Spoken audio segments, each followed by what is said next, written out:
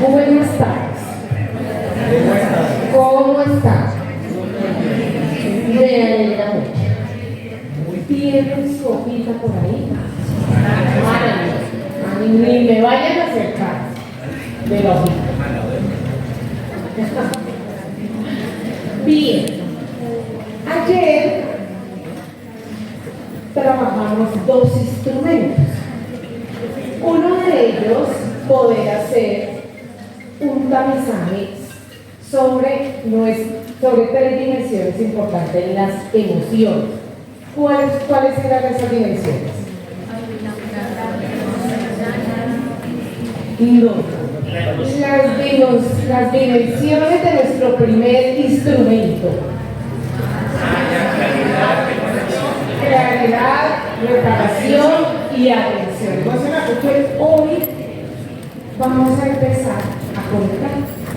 Entonces, ¿cómo lo vamos a conectar? Trabajamos. Y es súper importante que lo tengamos en cuenta. Son tres dimensiones de las emociones que están o que se proyectan en nuestro lado luz y también en nuestro lado sombra de nuestro cerebro dominante. ¿Sí? Ese no es definitivo, porque insisto, tendríamos que hacer un perfil completo de enneagrama para determinar cuál es el cerebro dominante o la estructura de este cerebro que más o que está dominando en cada uno. Hasta ahora tenemos dos elementos. Cada uno, dentro de su hoja, revisará qué tan atento, qué tan adecuado o adecuada tiene la atención emocional, qué tan claro emocionalmente está y qué tanto repara sus emociones. Eso es la realidad que hacemos nosotros, un poco más desde la neuropsicología, un poco más desde la parte neuronal, es conectarlo con la estructura dominante, que tiene que ver con el segundo ejercicio que hicimos ayer. Cada uno sabrá cuánto le dio más de un lado o del otro, pero ya voy en continuidad con el ejercicio. La idea es, yo les decía que sumaran y dividieran en dos, ¿cierto? El mayor porcentaje, el resultado de esa división que tiene el mayor porcentaje, pues dentro de mi percepción, cada uno de ustedes, es la que está dominando. Sin embargo, en la realidad necesitaríamos algo que se llama equilibrio emocional. El equilibrio emocional no es ser todo paz, amor, no, desde ningún punto de vista. Por ejemplo, me voy a volver solo para dar un ejemplo corto, ya que me devuelvo en este lado luz. Ser intelectual es importante en nuestra carrera, por ejemplo. Yo creería que sí, que sería difícil que siendo maestros no nos interesara un poco el conocimiento o sobre todo el desarrollo académico. ¿Ser obediente es necesario en nuestro trabajo? Depende de la situación. O sea, no necesariamente yo tengo que ser obediente en todo. Dentro del ejercicio profesional docente, en ninguno. O sea, hay algunas situaciones que dependen. No todas son necesarias, ¿sí? Y dependen mucho de las situaciones. Sin embargo, mis profes, ¿qué se busca? Que imagínense nosotros todo el tiempo siendo desobedientes. ¿Es gente que tendría trabajo? Tal vez ya no. Muy querido, muy profesional, muy bueno, sabe mucho, pero a usted le cuesta cumplir las reglas. O sea, ¿a usted le parece que llegar a las 8 de la mañana es lo mismo que llegar a las 10? Pues se equivocó. No, y ya dicho, ¿cierto? Es decir, que en determinado momento necesitamos de un lado y del otro. ¿Bien? Esto lo que lleva justamente a un tema de condición en equilibrio emocional es justamente generar desde la bioquímica del cerebro algo que se llama polarización neuronal, ¿sí? Estable. ¿Qué es una polarización neuronal estable? Que yo sienta, por ejemplo, no sé, gusto por mi clase, venir a dar mi clase, emocionarme, pero no entrar en estados eufóricos.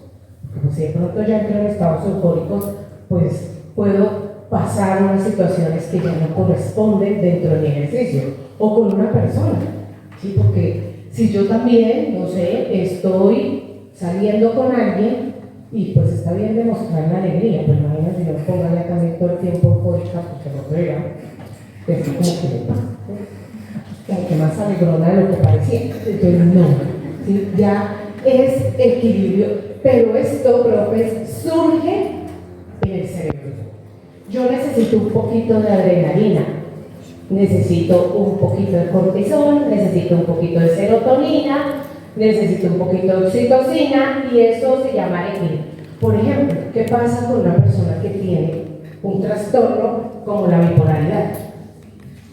La persona que tiene un trastorno, hay unos que parecen bipolares pero no lo son, tampoco. Hay gente que sí tiene una variabilidad en su estado de ánimo y como que un rato está bien y al otro y desconciertan, ¿cierto? O sea, es desconcertante. Pero ya como afectación, como un trastorno, más bien como un diagnóstico, pues es que hay un desequilibrio en términos neuronales. Hay momentos en que sube mucho su nivel de oxitocina a niveles muy altos y entonces y hay muchos momentos en que desciende la serotonina y está a punto de entrar en un colapso por tristeza. Pero por eso existen algunos medicamentos y ¿qué busca la ciencia? La psiquiatría tiene un papel fundamental desde la medicina y es poder ayudar en ese equilibrio orgánico desde el sintético, es decir, desde el medicamento. Decirles en este momento de mi parte sería irresponsable que trastornos o diagnósticos que no necesitan en determinado momento de la medicina. No. ¿Qué hace? Es que se compensa con el sistema terapéutico para que yo aprenda también a dominar, a equilibrar mis emociones. Para que se aumenten las mal llamadas emociones negativas. ¿El miedo es una emoción negativa? ¿Ustedes qué me dicen? Ya ayer vimos, no, porque imagínense que en este momento, no sé, temblara y yo dijera, no, tranquilo, bueno, si no está el techo, pues, ay, Dios proveerá. No, tampoco, o sea, algo tenemos que hacer, o sea, no, el miedo va a hacer que, seguramente yo seré la primera en salir corriendo porque he estado en tener simulacros y realmente los temblores, pues a mí, a nadie le gusta, pero, bueno, me tembló, pero particularmente de la tierra, no, tampoco. Eso hace que de pronto yo sobreviva, o pronto sobreviven ustedes, no lo sé, pero el miedo me ayuda en determinado momento, ¿sí? O sea, no hay emociones negativas, solo hay exacerbación, ¿sí? O hay exageración de algunas emociones. Está bien que yo esté triste y nostálgica, pero si ya me paso un poco al lado dramático de todas las situaciones, pues ya no es tan chévere, ¿bien? ¿Cómo empecemos? Vamos a empezar a revisar algo que se llama síndrome de desconexión. Ustedes, este es muy sencillo, solo para que lo revisemos. El síndrome de desconexión, según los doctores Selmore, padre e hijo, David Austin dice en la primera siglo XXI. Es un síndrome del siglo XXI propio del desequilibrio emocional en el que se encuentra la humanidad, ¿sí? En muchos aspectos. Estos señores que han hecho una investigación muy fuerte sobre esto, digamos que son los padres de esta teoría, dicen que vivimos en un proceso zombie. Esa es una característica o una manifestación de el síndrome de desconexión. ¿Qué es el proceso zombie? No es Guerra Mundial Z, ¿no? Y sin embargo, deben decirles que hay algunos sintéticos que ya generan una reacción, ¿sí? Similar realmente, de verdad, similar a la de los zombies, cuando muchos muchachos, jóvenes, adultos, tras el consumo, hay uno que salió por noticias, que estuvo muy de moda ahora en Buenos Aires, como en septiembre u octubre, y también en Estados Unidos, y es que cuando había mucho consumo se cogían contra las paredes, ya, pero literalmente como zombies. Pero realmente el proceso zombie lo que quiere decir es que son muy mecánicos. Todo el tiempo, entonces me levanto rápido, hay que ir a trabajar, el desayuno, y como que toda la vida se me va acelerada, y a veces yo le digo, no sé, oye, ¿qué desayunaste esta mañana?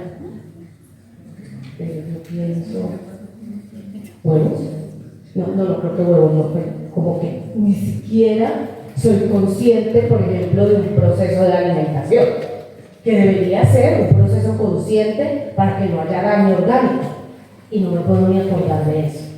El proceso zombie significa alto nivel, ¿sí? Mecánico u operativo sin llevar a la conciencia. Ese es uno de las características. Siguiente, que somos muy impulsivos, demasiado reactivos, muy instintivos, pero no solo desde esa acción, sino como reactivos y todo el tiempo es, ay, pero qué, pero dígame, pero no. Sí, como que todo el tiempo vamos reaccionando con todos y con todo. Y si no, pues miremos un poco el tráfico en estos días, donde la gente cada vez se aguanta menos. Y entonces es que va a pasar por encima mío, ¿sí? Porque somos más impulsivos, pero también se toman a sí mismo decisiones o generan acciones que tienen su base en el impulso. Siguiente, soledad extrema, propio también de una hipercomunicación sin comunicación. ¿Qué quiere decir eso? Parte de la soledad, que también viven muchos de nuestros estudiantes. Entonces vayan y pregúntenles cuántos amigos tienen en sus redes sociales. ¿Con cuántos se ven? ¿Con cuántos cuentan o con cuántos comparten? Seguramente con ninguno. Seguramente muchos de ellos están en estado de depresión porque a la larga no tienen a nadie. Pero solo los jóvenes, no. Eso también se los puedo decir. Entonces hay una soledad extrema en un mundo hipercomunicado. Tenemos la facilidad de comunicarnos, pero no es lo mismo, ¿sí?, que yo le mande a través del WhatsApp una carita roja, que normalmente significa que está molesta, a que yo le haga esto. Entonces ya esta comunicación no verbal, gestual, pues a mí me tiene que ampliar la percepción, ¿sí? La percepción, porque en última, si yo me paro como profe, porque muchas veces me pasó, yo me rehabilité, pero muchas veces me pasó, es que yo me paraba así, y yo me acuerdo que hasta muchos años, entonces una coordinadora que tenía decía, yo ya nunca grita a los niños, nunca, pero ya no sabía lo que no es que ni siquiera nada, pero en la realidad yo me paraba así. Yo nunca les decía nada, pero mi expresión, pues claramente me los tenía un poquito ahí como controladitos. Si hoy, pero además rápidamente, ¿qué hace un niño de 6 años cuando ve esa cara? La mayoría, por lo menos. Inmediatamente, pues se va sentando y además no le pierde uno la mirada, pues si no lo va a comer con la mirada. En un WhatsApp eso no pasa, porque a mí me puede mandar acá como bravo. Y yo puedo decir lo que no le haría de frente tal vez. Si de pronto, no sé, si no sé, mando una cara, ¿verdad?, enojada, pues yo puedo dejarle pasar. Y hasta luego, y lo voy a bloquear un ratito, lo que sea, ¿sí? Ya, hipercomunicación, ¿sí?, pero realmente sin comunicación, ¿bien? Eso causa la soledad. Sigamos. Estrés crónico, pues habla por sí solo, y claramente cada vez estamos más estresados. Voy a hablarles de la inflamación crónica. La inflamación crónica, ya considerada como una enfermedad proyectada del sistema nervioso central, la mayoría de veces genera migraña. Las personas hasta se acostumbran a vivir con migraña. Ya es impresionante. Yo no sé, gente como vive tengo migraña, me duele la cabeza. Y eso es la migraña es una inflamación de ciertas áreas del cerebro, específicamente unas áreas de Brodmann establecidas por Brodmann, pero que están en el prefrontal, uno, y en la base en la unión, en el cerebelo, perdón, ahí es donde realmente hay proyecciones de migraña. Eso por un lado. Celeridad en la reproducción celular, pero negativa, porque como es tan ágil, o sea, es tan rápida, la inflamación crónica puede generar ese tipo de situaciones. Por eso las personas que tienen cáncer pues están en terapia, porque si pasamos a una inflamación crónica, seguramente hay posibilidades de que haya un proceso metastásico más fuerte que la persona que en la que no está. Entonces, la inflamación crónica puede generar muchas formas. La primera es migraña, segunda, incluso hendiduras oculares. Eso, por ejemplo, las personas que tienen ansiedad, diagnóstico, o sea, que uno las ven por la puerta del consultorio y dice, sí, posiblemente viene un poco mal. Y es por la hendidura ocular. Muchas personas tienen ojeras, ¿sí? No, tampoco.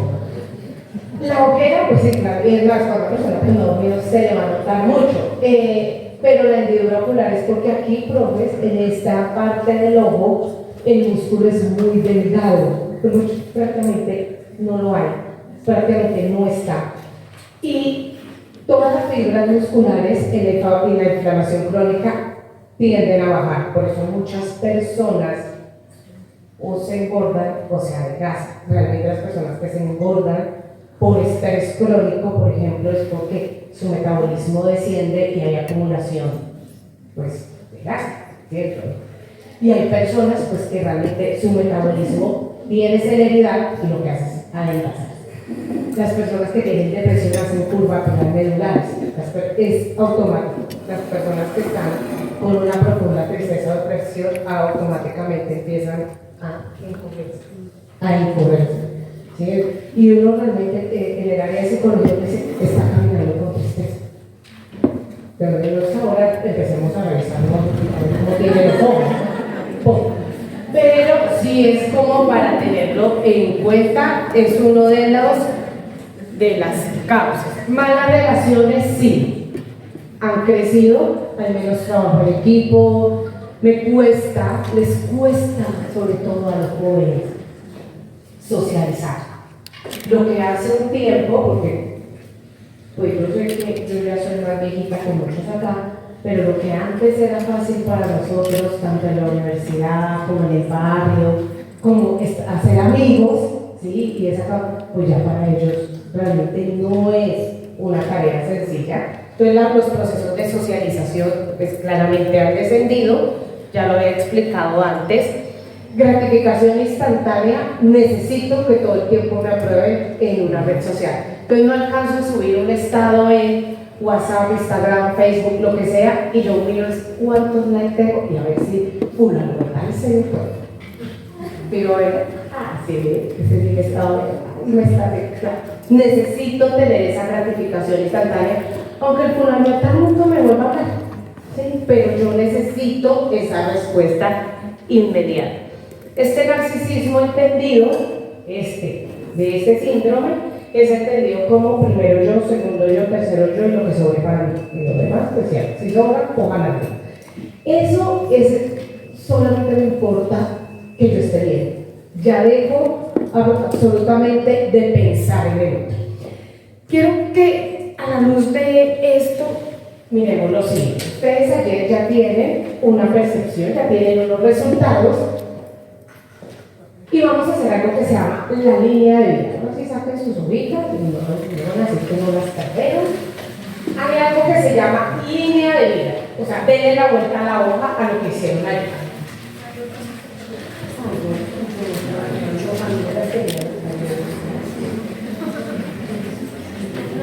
No, pero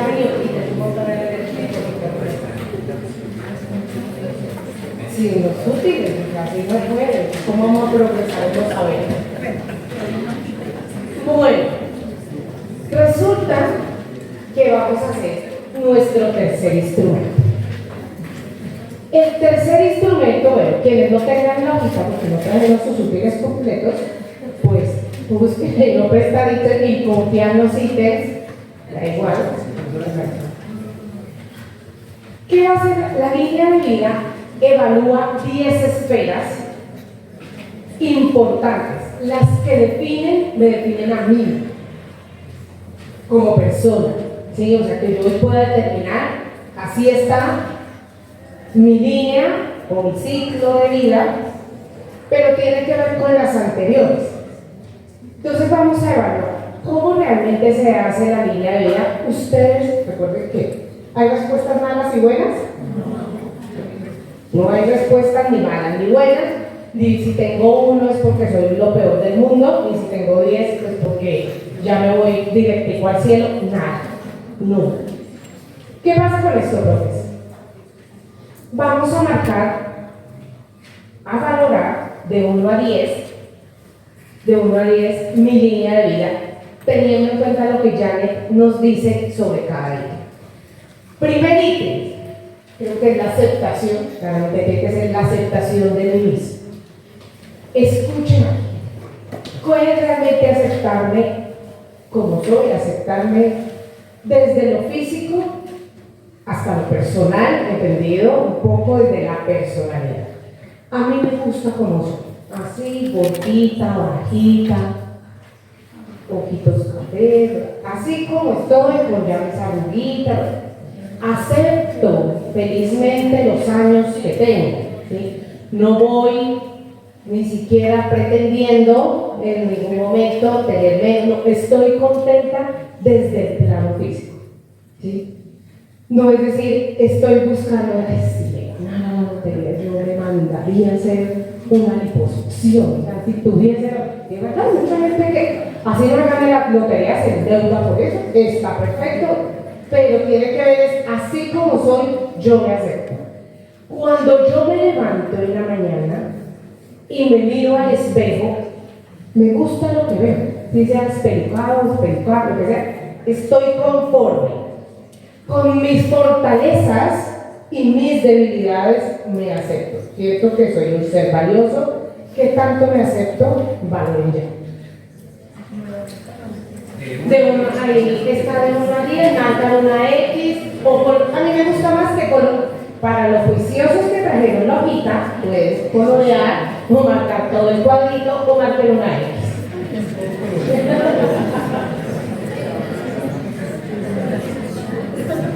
¿Listo?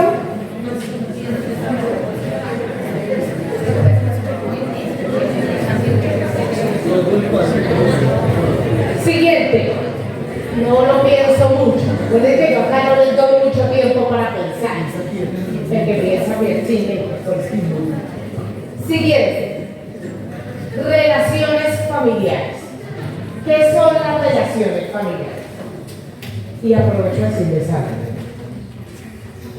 Particularmente en nuestra cultura latinoamericana, nosotros hemos enaltecido y sobrevalorado, quiero decirlo, no con el ánimo de lastimar ni ofender a nadie, pero en nuestra cultura latinoamericana ha sido sobrevalorado el tema de la familia. Y voy a explicar por qué ha sido sobrevalorado. Muchas personas son víctimas de su propia familia, incluyendo de sus propios padres. Hay papás que ganan, hay familias, abuelos, tíos, que en algún momento han dañado una parte emocional importante de nosotros. Y aún así hay que ir a visitar al tío.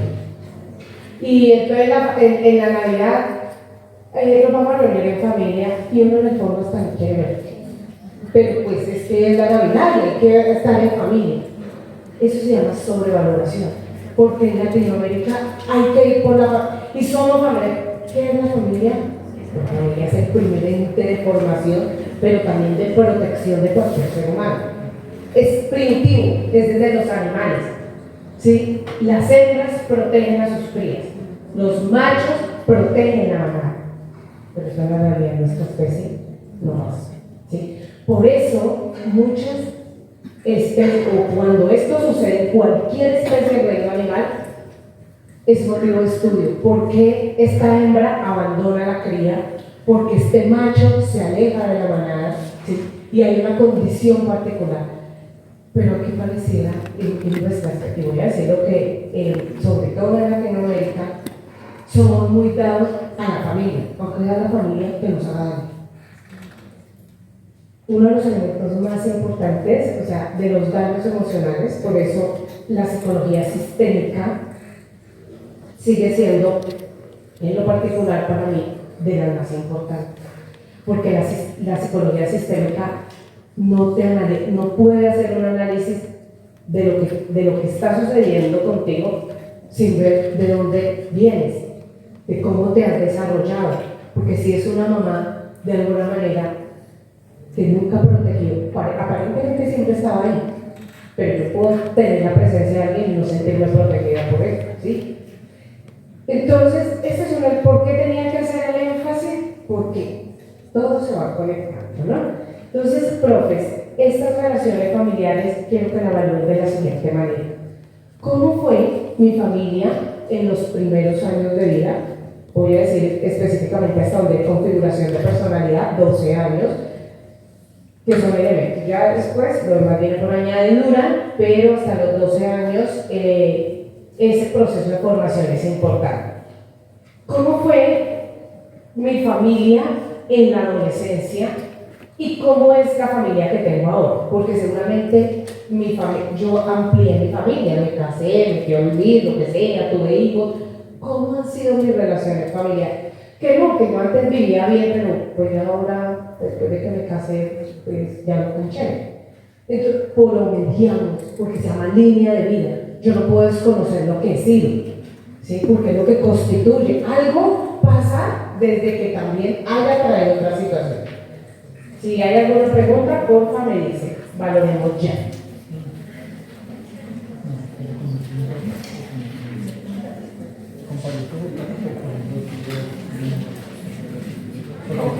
Muy bien. Este es un elemento. Para aquello, hay personas que, por ejemplo, y esta pregunta me parece que es muy interesante y ahora muy importante.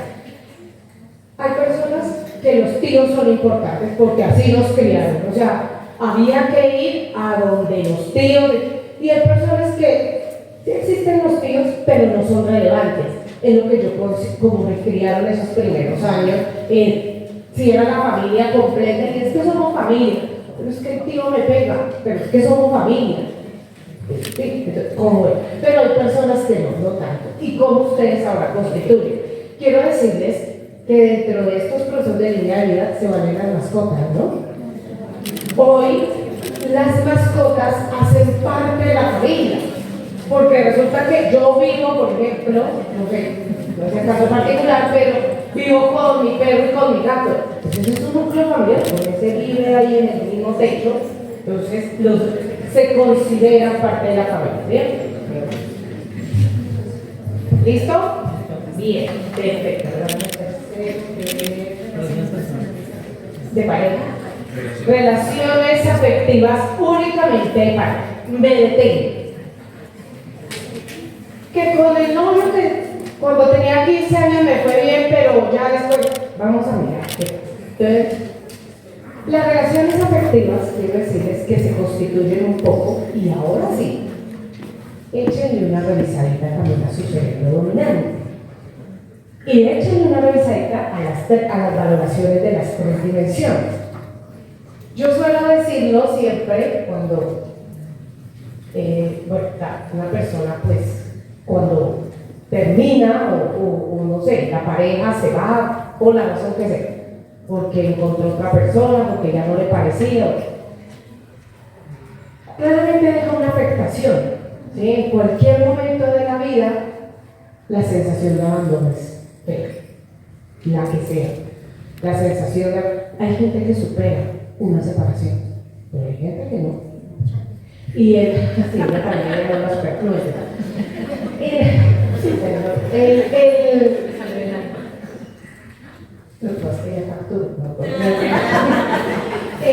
nosotros, claramente la sensación de abandono, hay gente que no. Una forma, la cosa es que es decir, una forma de superarlo, es decir, yo por voluntad propia decido no volver a salir con alguien. Sí, porque qué tal hace. Pero hay gente que le coge literalmente miedo a volverse a enamorar. O sea, yo por estar en la vida, ya no vuelvo más. ¿Cómo realmente se constituye la relación? Por eso les digo, miremos un poquito el cerebro dominante, pero también las dimensiones de cómo han sido mis relaciones. Independientemente que yo no siga, hoy en día mi pareja no sea el novio que tuve a los 15 años, o sea, no es, pero y terminamos y en su momento pues lloré, pero durante el tiempo fue bonita. Es decir, el tiempo que podemos estar antes de que llegue la catástrofe final es buena, o por lo contrario, y aquí se les digo, vamos a pensar un poco, o por lo contrario, porque lo vivo mucho en consulta privada, cuando yo me doy cuenta, repito patrones. Es más, muchas personas, no solo mujeres, hombres, dicen, es que a mí siempre me pasa lo mismo. Ya, siempre me hace lo mismo. Pero cuando empezamos a hacer revisión justamente de línea de ajustar patrones, pues es que los comportamientos han sido los mismos. Sí, es difícil, de alguna manera, que los resultados sean diferentes si siempre utilizo los mismos mecanismos. Entonces, es importante que revisemos. Que he tenido 5 relaciones, y pues ya hoy estoy solo, pero todas las 5 fueron bonitas. En unas yo terminaba, en otras me terminaron, o sea, pero realmente en las relaciones acá, pero también cuando yo muchas veces, al final casi siempre me decían que es que yo era muy monótono, o muy monótona, o como aburrida. Me decía una paciente, pues que ya van 3 oportunidades que me dicen que yo soy consentida. Vamos a ver cómo podemos trabajar porque ya es otra cosa, no hay forma que haya 3 percepciones y yo no quiera entender que de pronto pues no soy tan consentida, pronto un poquito, y hay que mirar cómo lo manejamos. Entonces, revisemos eso y de acuerdo hasta el momento valoremos.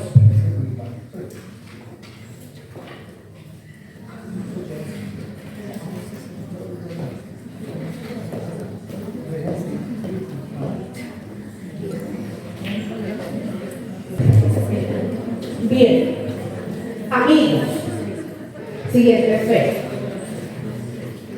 Yo puedo ser feliz. Hay personas muy sociales. ¿Sí? ¿Se acuerdan ayer? Y por eso les digo, todo tiene un hilo conductor. Revisen, acuérdense del lado luz y lado sombra, que ustedes ya lo evaluaron. Si yo he sido, para mí pertenecer a un grupo, que esto es muy bien emocional, es importante, ¿sí? Que todos estén bien conmigo, que yo esté bien con todos. Eso es, para el instintivo no. Para el instintivo 1 o 2 amigos basta, si acaso. Para el emocional, varios amigos son importantes, ¿sí? Para el mental, que sea un amigo que demuestre que me puede un poco ayudar en diferentes situaciones. Bien, esto, profes, es para entender que los amigos no son de cantidad. Para algunos, tener 5 amigos es lo claro, y para otros, con que tenga uno importante es suficiente. ¿Cómo ha estado mi vida? O sea, porque yo puedo decir, no, yo sí estoy bien, nadie me quiere, yo estoy bien, pero en la realidad uno sabe que eso sí duele, la chava está, de pronto no es tan chévere estar solo. Si usted va cómodo por la vida con un solo amigo, o solito, así como dice mi mamá, con Dios y María, pues bien.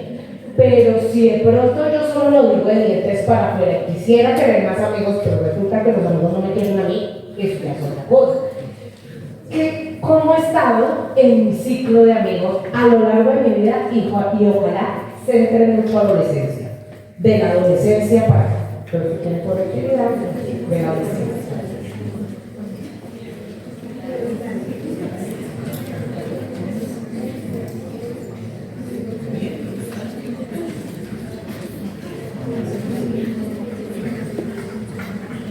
Perfecto. Desarrollo profesional. Estudié lo que yo quise. O sea, esto fue lo que yo decidí, esto era lo que me motivaba. O, pues, no había más. O de verdad, como la más barata, era para. Porque yo soy de la universidad pública, entonces, pues, no, yo escogí lo que quería, pero público, ¿verdad? Esa era la que me tocaba a mí en su momento. Entonces, la había conocido linda conmigo, pero eso o fue lo que me tocó, o fue lo que me impusieron. Es decir, es haber hecho una elección personal y además sentir que he llegado a donde quería. Yo quería ser maestra o maestro y sigo ejerciéndolo. O yo quería ser maestro pero seguir avanzando a otros lados de la maestría. ¿Cómo ha sido mi desarrollo profesional desde que realicé la selección o desde que entré a la universidad hasta la fecha?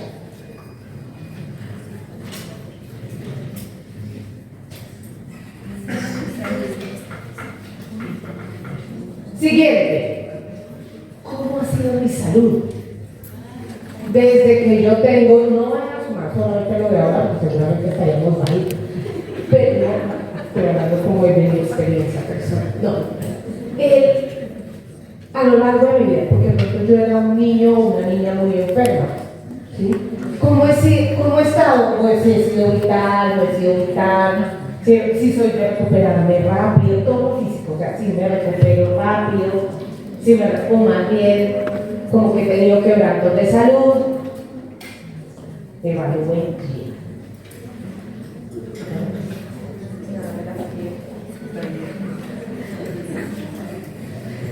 Siguiente, estabilidad económica.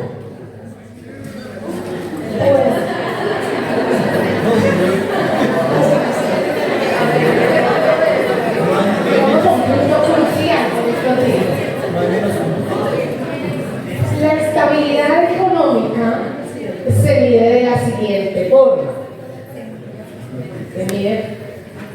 Pueda que yo me gane 4 pesos, pero con los 4 pesos a mí me alcanza y estoy tranquila. Que un peso para una cosa, que medio peso para la otra y así. Y me alcanza el vivir. Pero pueda que yo gane 10 pesos y sienta que estoy en el mundo. O sea, no me alcanza. No me alcanza. La estabilidad económica, ¿cómo se evalúa? Cubrimiento de necesidades básicas. Gustos, poder darme gustos personales, que haya esfuerzo, pero que me los pueda dar. Pues soy de esos que digo, no, esta sí es una vida de sacrificio, o sea, de verdad es que mi Pablo sí, o sea, yo me capo un pollo asado al final de mes es mucho. Pero pronto hay gente que ve el pollo asado como lo macho y está bien, pero hay gente que aunque vaya a comer caviar, tampoco lo suele. Satisfacción a las necesidades, pero también que haya beneficencia de otros aspectos. O sea que en algún momento me vi un pantalón que me gusta mucho y puedo decir que eventualmente me lo compro, pero no, o sea, si compro el pantalón pues tengo la pensión, pero sí es un poco más evaluarlo desde ese aspecto.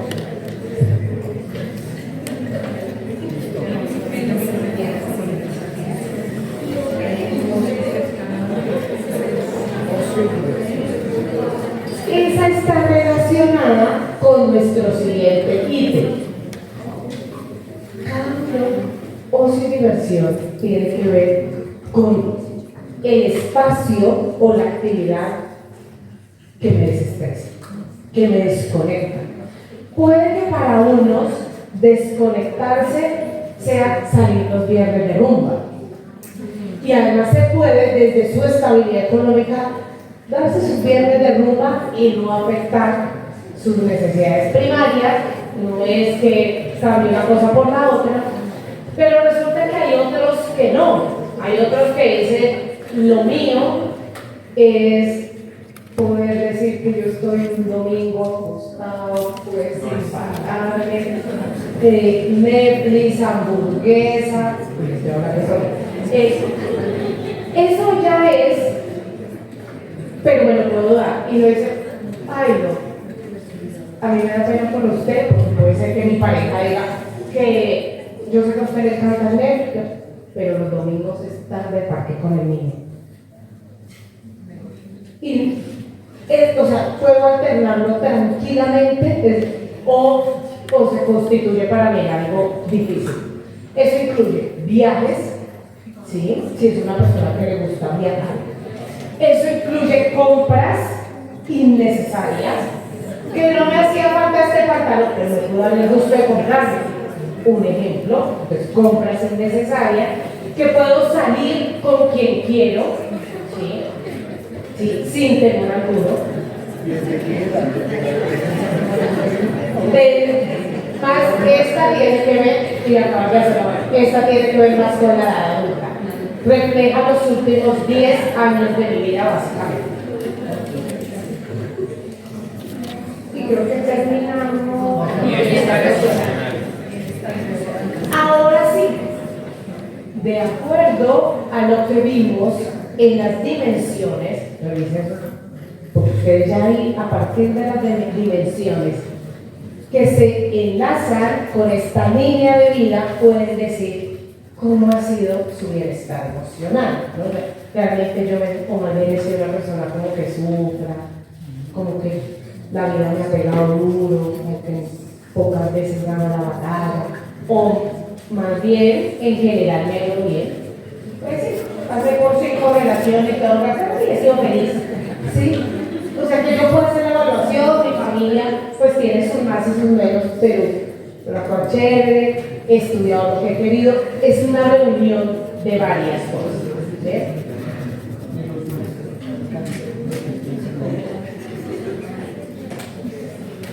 Y por último, el alcance de objetivos, y quizás el más importante,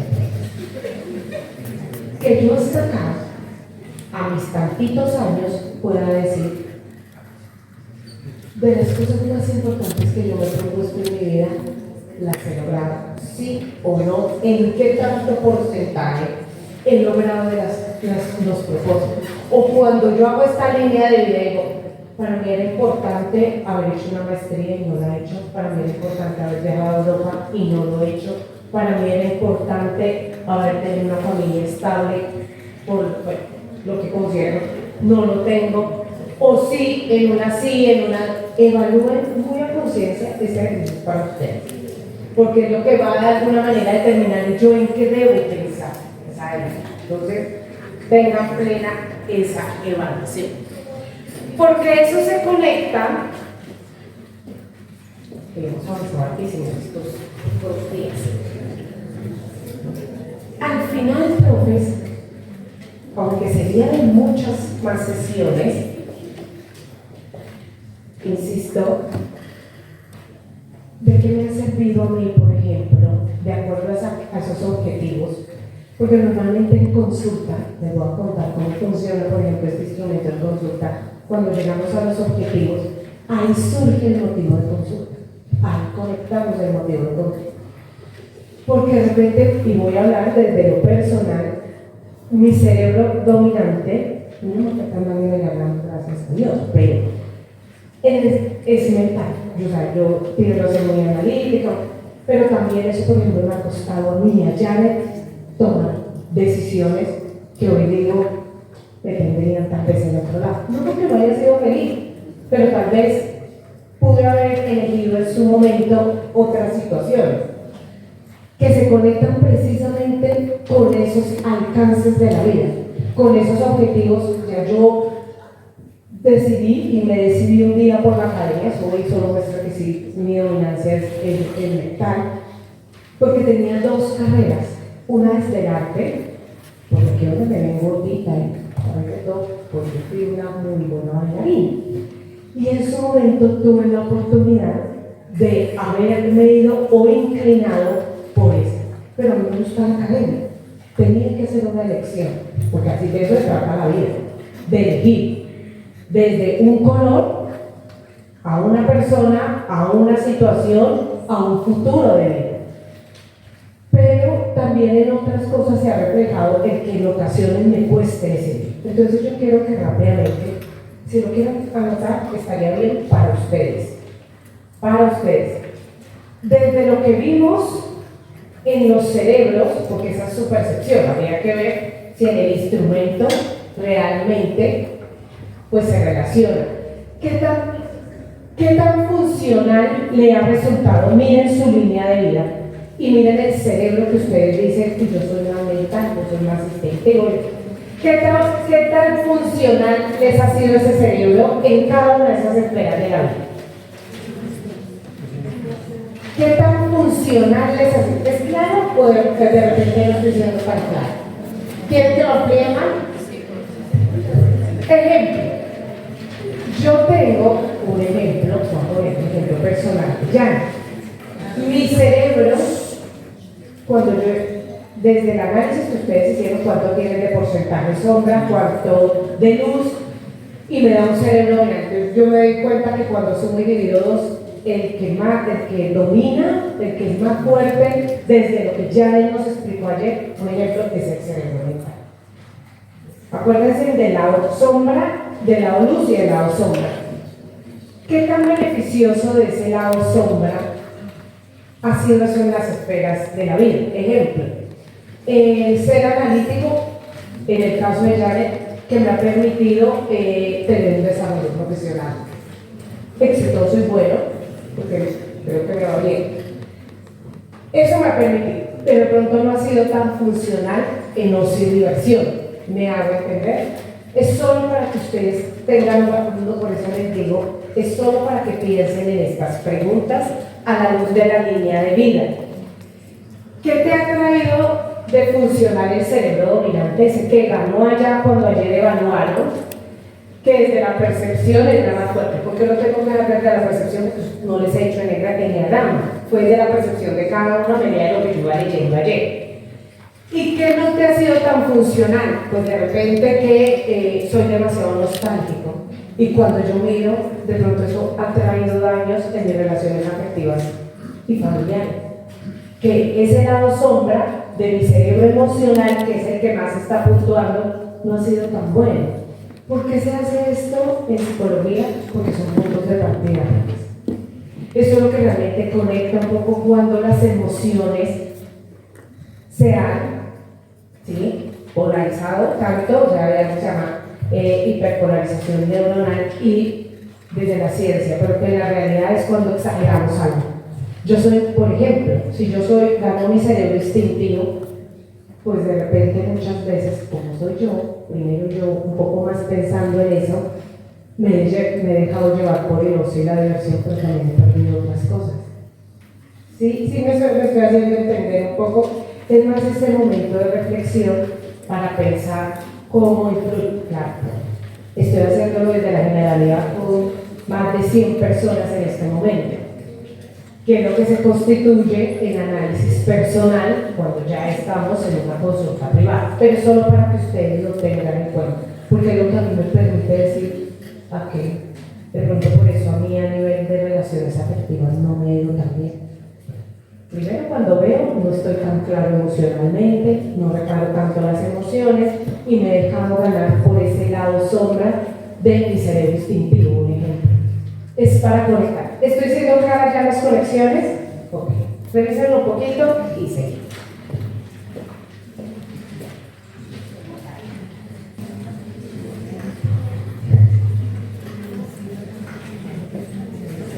En algún momento por allá, ustedes solitos, no vayan a echarle saco roto esta hojita.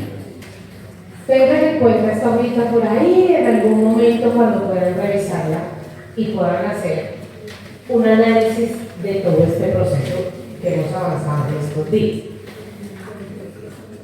Yo quiero hablarles de 4 estrategias de salud emocional fundamentales, generales, básicas, que están presentes en cualquier sistema terapéutico, tienen que estar presentes en cualquier sistema terapéutico, independientemente de las particularidades que ya tenga uno que atender. Uno de ellos es el autocontrol. Todos debemos tener un proceso de autocontrol propio de nuestra persona. 2. Autoconocimiento. Claro. 3. Pensamientos y acciones positivas. Y 4. Asertividad. Estas son básicas para poder ir saliendo adelante en las emociones. Antes de entrar, voy a dejarlos un poquito con este video que es chiquitico. Les recomiendo, hay varios libros, artículos, videos del doctor Facundo Manés, y me gusta mucho porque es bastante general en el cuidado del cerebro con esto. Entonces, escuchen. Bien, y sumando lo que nos dice el doctor Facundo, ¿cómo relacionamos eso con el autocontrol? Trabajar en la respiración minimiza, por ejemplo, o contrarresta el proceso zombie, el proceso mecánico. Hay dos autores, Eckhart Tolle y Tara Goleman, hablan sobre algo que se llama atención consciente. Acuérdense que esa es una dimensión de los procesos emocionales. La atención consciente tiene que ver justamente desde cómo yo reparo en lo más pequeño, que parte de una percepción emocional. Hay personas que incluso se pueden dar cuenta cuando alguien está mal, aunque no la conozcan mucho. Y hay personas que no se dan cuenta que está mal su mejor amigo. ¿Verdad? Les cuesta. Y eso tiene que ver justamente con la atención consciente, en reparar en esos pequeños detalles. Entonces, algo que nosotros utilizamos, ¿sí?, incluso se considera entre los primeros auxilios psicológicos, es el tema de la respiración. Existe, hay mesa respiratoria, triángulo respiratorio. En algún momento, una adolescente que yo tenía, o que tengo, digamos que vamos mejorando significativamente, con ayuda también obviamente de psiquiatría, ella decía que respirar no le ayudaba. Tiene y es depresión con idea suicida, tiene 5 intentos de suicidio, tiene 15 años, y ha intentado suicidarse en los últimos 2 años 5 veces. Claramente estamos hablando de unas situaciones demasiado fuertes. Y ella decía, a mí no me sirve respirar. Claro, porque las personas cuando están en un estado de crisis, respiran. Es más, nosotros no somos conscientes de la respiración. Y no quiere decir que todo el tiempo yo vaya, no. Pero yo sí debo estar consciente hasta para hablar con mis estudiantes. ¿Sí? O sea, para yo poder hacer una explicación, la que sea de la aula de clase, yo debería ser consciente de mi respiración, ¿no? Existen muchísimas técnicas, pero en la realidad, una persona en una situación de crisis, lo primero que yo debo intentar es un triángulo respiratorio. Es una situación de estrés. ¿Qué es un triángulo respiratorio? Inhalo en 3 tiempos, sostengo 3 segundos, exhalo en 3 tiempos. O sea, triángulo respiratorio. Y debería en determinado momento, ante esa losa sucia que yo me encuentro, claro, que evita que ponga a pensar que me estrese más, pues yo, eso se hace después inconsciente. Después aprender realmente a respirar es un proceso inconsciente. Hay gente que, enfermedad del siglo XXI, el insomnio, hay gente que ya no duerme bien. No, es que me despierto varias veces durante la noche, mi sueño es liviano, duermo mucho, lo que alcanzo a dormir hasta las 3 de la mañana porque ya después de una rama del sueño. El insomnio es desesperante. No poder dormir es lo peor. El decano de la facultad, el doctor Farías, siempre decía que es preferible dejar de comer y no dejar de dormir. Acaban neuronas, se acaban, dejar de dormir es fatal. Entonces aquí viene un tema con la calidad del sueño. ¿Por qué las personas empiezan a bajar la calidad del sueño? Porque la principal causa tiene que ver con la oxigenación del cerebro. Si yo a lo largo del día no estoy oxigenando bien, porque todo el tiempo cuando hay estrés, hay demasiado cortisol, no se oxigena bien el cerebro. ¿Sí? Y aunque nuestra hiperventilación o hipoventilación, ¿no? O cuando siento que no me entra el aire, cuando me está faltando el aire, si no realmente está hipoventilando, a veces es muy imperceptible, pero sucede muchas veces a lo largo del día, por las diferentes situaciones que enfrentamos. Entonces en la noche, por ejemplo, si tiene problemas de sueño, la mejor terapia es repararlo desde la respiración, en algo también, digamos que lo hacen 3 posturas. Primero, con la espalda recta y las piernas estiradas, ¿sí? La espalda en el espaldar de la cama y las piernas estiradas, posición de L. Intento inhalar, hacer ese triángulo respiratorio 7 veces. Ustedes después me cuentan cómo les va con eso y estoy segura que les va a funcionar, especialmente a aquellos a quienes no duermen bien. Luego, en esta posición diagonal, entonces ya no totalmente horizontal, sino como en diagonal, lo mismo, ese triángulo respiratorio de inhalar en 3 tiempos, sostener 7 veces y luego en posición horizontal, que esto ya me acomodo porque todos no dormimos para el mismo lado, uno les coge mejor para el lado derecho, uno mejor boca arriba, uno mejor boca abajo, en fin. Y luego ustedes se acordarán que cuando intenten ¿cuánto necesita el cerebro para generar un hábito? ¿Cuánto necesita? 20. Sí, en efecto, eso ya es una. Entonces ustedes lo intentan durante varias noches, ¿no? Y estoy segura que muchas cosas pueden empezar a cambiar. Ingestas de agua. Entonces, normalmente siempre queremos el tintico. Yo les voy a decir que la mayor deshidratación del cerebro sucede en la noche. Y ojalá si yo duermo bien, pero peor. ¿Por qué? Porque la mayor deshidratación sucede en la noche porque es la mayor actividad eléctrica que tiene el cerebro. Entonces, desde ahí, les recomiendo mucho hacer ingestas de agua.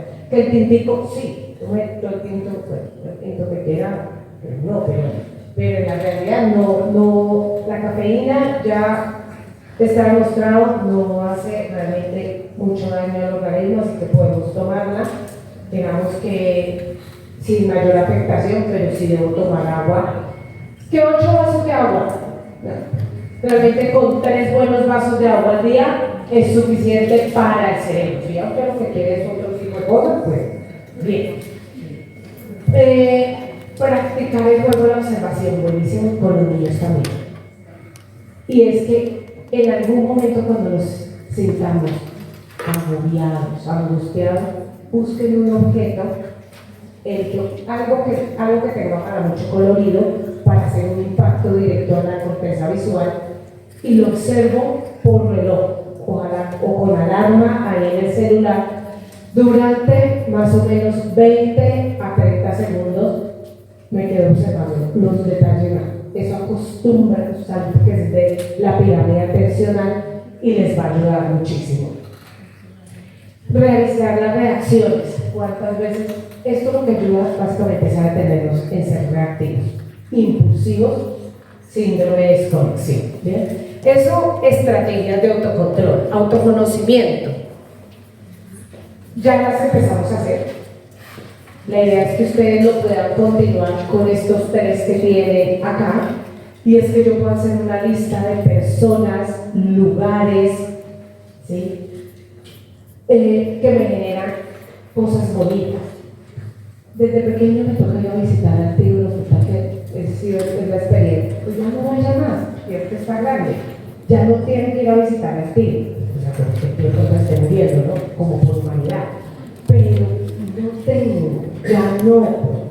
yo tengo que tener claro qué me molesta, pero no puedo seguir en algo que a mí me molesta, me hace daño. Tengo que revisar. Entonces, hacer el listado, pero para eso ya empezamos en un ejercicio básicamente de autoconocimiento, era el primer objetivo de estos encuentros. Tanto en lo positivo como en lo negativo. Y revise la granularidad emocional, que es respuestas físicas. Que me duele mucho la cabeza, que mantengo mucho cansancio, que no duermo bien. Eso se llama granularidad emocional, que son respuestas físicas a una emoción que se está presentando. Profe, el insomnio es genético en un 30%, pero el 70% es por una condición del entorno no manejada. ¿Sí? Por ejemplo, el dolor de cabeza, la migraña, ya hoy incluso hay medicamentos que venden en la tienda, ni siquiera en la farmacia, para la migraña, porque es una enfermedad común, y la migraña no es común, es una inflamación. A mí no me duele la cabeza o no genero, por ejemplo, una afectación a la luz de la luz, es porque hay algo que se está manejando negativamente. Eso para que lo tengamos un poco en cuenta en el autoconocimiento. Ser realista, lo que decía un poco el doctor Facundo, y esto es lo que hay. Yo no quiero decir con esto conformismo, pero siempre a veces no estamos aquí ahora con lo que tenemos, sino pensando o en lo que pasó o en lo que va a ser.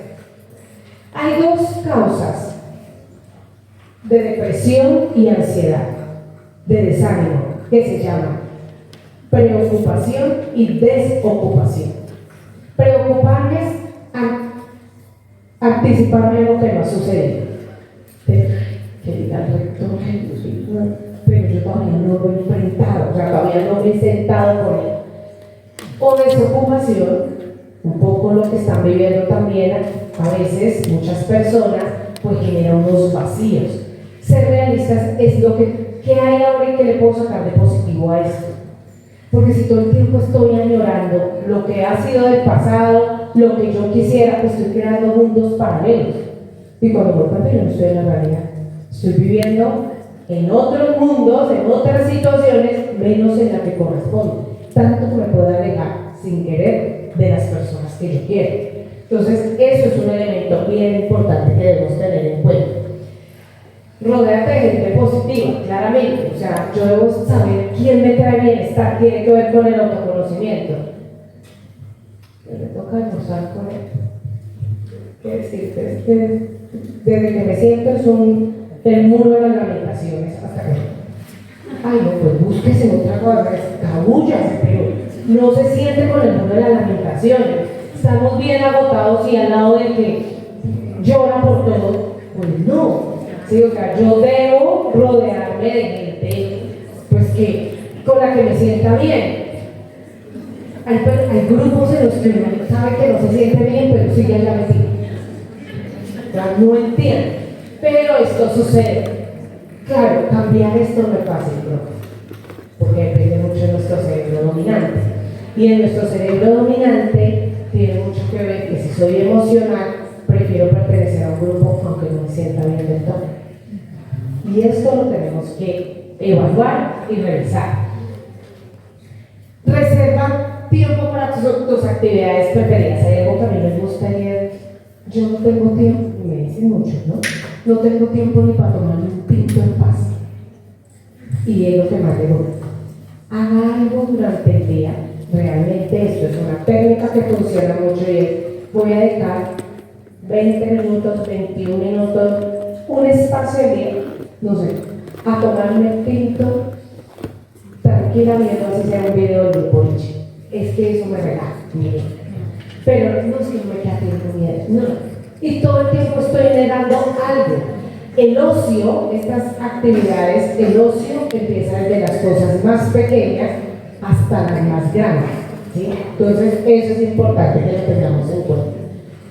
Resolver problemas. Hay personas que le dan muchas vueltas a un problema pero no encuentran la solución. No se preocupan por buscar la solución. Eso también es un. Y lo más importante, lo dice también en su línea de vida, qué acciones ustedes emprenden y a veces no a lo largo de su vida. ¿Cuántas cosas han dejado sin terminar? ¿Cuántas? Porque eso ¿Ustedes saben en qué desencadenan las acciones no culminadas? Frustración. Una serie de acumulación de actividades no culminadas sí o sí termina en frustración, como sea. Y la frustración es una sensación, es un sentimiento muy fuerte, de gran daño emocional. ¿Sí? El no hacerlo, el sentir que al final yo no he hecho lo que he querido, no he terminado, eso genera frustración. Y esto es claramente lo que buscamos evitar. Y por último, asertividad. Esta es súper, y para ustedes que son maestros también, para todo aplica, tener en cuenta el momento y el lugar adecuado. Hay personas, a mí me sorprende mucho, que si ven a alguien molesto sobre el hecho, van a ir a buscarle. Y no sé, en muchas parejas pasa, ahora no hablemos. No, ven acá y de una vez hablemos porque mira, tú me escuchas y no es el momento. El otro ya me está diciendo, oye, ahorita no. Pero yo insisto, por ejemplo, ahí es la asertividad se rompe, porque el otro no está en disposición. Claramente, de ahí surge la percepción emocional. Desde la expresión gestual, yo estoy segura que cuando nosotros entramos, de pronto con una cara que ya los estudiantes conocen, que es como cara de evaluación, ¿sí? Como cara de hoy vamos a evaluar, pues tal vez incluso hasta las respuestas son bajarle a ver si este señor se conduele y no se evalúa. Eso es buscar, sin embargo hay unos que siguen siendo retadores, ¿sí? Esto, profes, saber encontrar el momento y el lugar adecuado para expresar algo es importante. Lo sabemos todos, sí, en condiciones cognitivas normales todos lo sabrían. Lo que pasa es que los impulsivos no lo pueden evitar. Uno sabe que no es el momento, pero como soy yo, y no importa, porque yo lo digo en el momento en que, aunque eso le traiga peores consecuencias. Entonces, ser asertivos es clave. Ponerte en el lugar del otro. ¿Por qué no me así como les decía ayer, que tal vez esta Clarita no me saludó y que la otra persona que está peleando con el marido? Y antes de yo ponerme a decir un montón de cosas, es ¿qué me estará pasando? Más adelante le pregunto, porque ahí es donde se generan situaciones conflictivas. Porque yo ni siquiera sé qué le pasa y yo ya estoy armando todo un video de una situación determinada. Lenguaje, cuida tu lenguaje y expresión. Eso es súper importante y le aplica cuando hago escuelas de padres. Les va mucho. No es lo mismo que yo le diga a alguien, ven hablamos, y yo digo, vamos a conversar, y lo estoy mirando a los ojos, a que yo, perdóname, cojo tu celular. Pero yo le diga a alguien, ven hablando, sí, yo te estoy poniendo cuidado, ahí te estoy escuchando. No es lo mismo. ¿Sí? Esto, por eso tenemos que cuidarlo. O yo le diga al otro, no, yo no estoy bravo. No me pasa nada. Se me nota, alegro. Pero eso a veces hacemos, ¿sí? O sea, decimos una cosa, pero expresamos otra y estamos pensando en otra diferente. Ya no somos coherentes. Ahí se rompe la asertividad. Si yo le digo a alguien que voy a hablar, es que voy a hablar. Y estoy sensorialmente dispuesto a hablar con la persona. Por ende, no estoy mirando el celular, no estoy mirando para otro lado, no estoy haciendo pues cara de puño, diciéndole que vamos a hablar tranquilamente y dice, sí, vamos a hablar tranquilamente. Empiece. O sea, ya me quitar las ganas de empezar a hablar. Sí, esto es súper importante que nosotros lo tengamos en cuenta. Aprender a escuchar significa todo. Desde lo verbal y desde lo no verbal. Hay papás que a veces la carecen de. Y es aprender, uno sabe qué le está pasando al hijo de uno, pero hay papás que no te. Yo sí, como que se encerraba todos los días, no se dan cuenta de lo más mínimo que puede transmitir una situación reiterativa. Aprender a escuchar es en la música, por ejemplo, que escucha al otro, en la narrativa que tiene, en cómo se expresa, en cómo se mueve, en qué tanto tiempo está solo, con amigos, es poder atender a los detalles. Si yo estoy autocontrolado, si tengo control de mí mismo, me es más fácil no solo conocerme a mí, sino conocer a otro. Eso es lo que va a aumentar, que eso será algo de lo que profundicemos después. Y centrarnos en la resolución del problema. Resolverlo. Ya está el problema, nadie lo tiene que venir a recordar, ya sé en qué problema estoy, cuál es la situación, cuáles son las posibles soluciones. Hay personas que les cuesta encontrar más de dos soluciones. ¿Sí? O sea, una y se enfrasca en esa y se enfrasca y no hay otra. Intentarlo, solo intentar buscar por lo menos dos alternativas a una situación, siempre será la oportunidad de abrir a lo que se llama pensamiento flexible. Y el pensamiento flexible es clave en todo el proceso emocional. Mis profes, esta primera parte la hemos terminado. Espero que les haya gustado, espero que realmente sean insumos que ustedes tienen para el autoconocimiento, estrategias de manera general. Esta es la primera parte y espero que a lo largo del año podamos tener otras que profundicen en el autoconocimiento. Entonces, si no hay ninguna inquietud, pues les deseo un año bendecido, exitoso para todos. Ya nos estaremos viendo en el campo.